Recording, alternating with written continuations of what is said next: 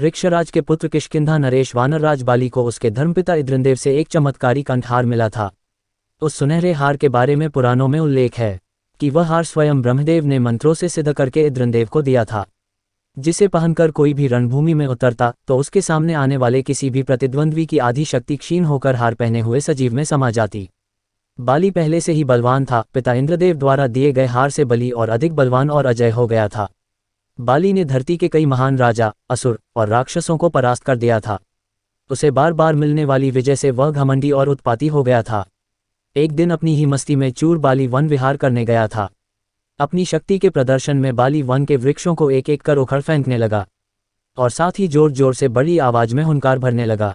उसी वन के एक वृक्ष के नीचे परम शक्ति स्रोत महाबली हनुमान राम का ध्यान करते हुए बैठे थे।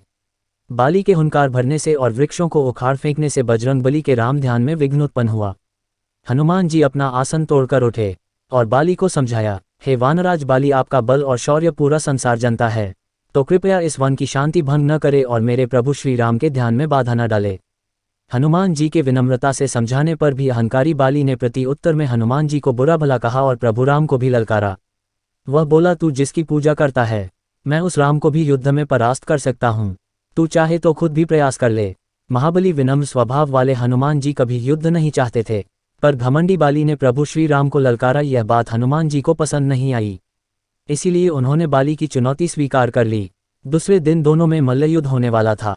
अगली सुबह जब हनुमान जी ने राम आराधना पूरी की तब स्वयं ब्रह्मदेव हनुमान जी के समक्ष प्रकट हुए और उनसे बाली को मूर्ख समझकर उसके साथ युद्ध नहीं करने का निवेदन किया।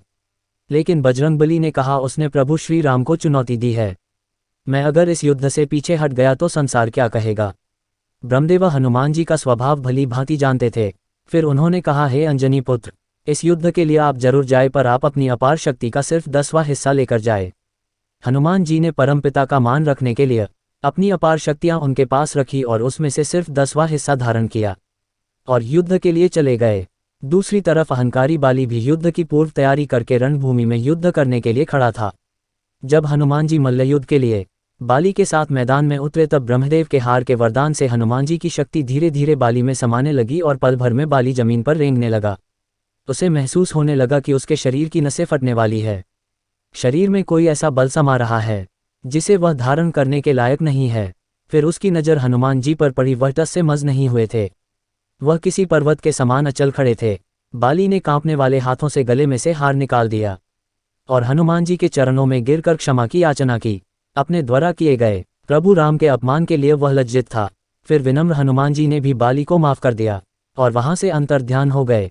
तो इस तरह रहा हनुमान जी ने बाली का घमंड चूर चूर किया। पढ़ने के लिए धन्यवाद। यह पौराणिक कथा आपको कैसी लगी हमें कमेंट करके जरूर बताएं। लर्न टीच थिंग्स सब्सक्राइब करें।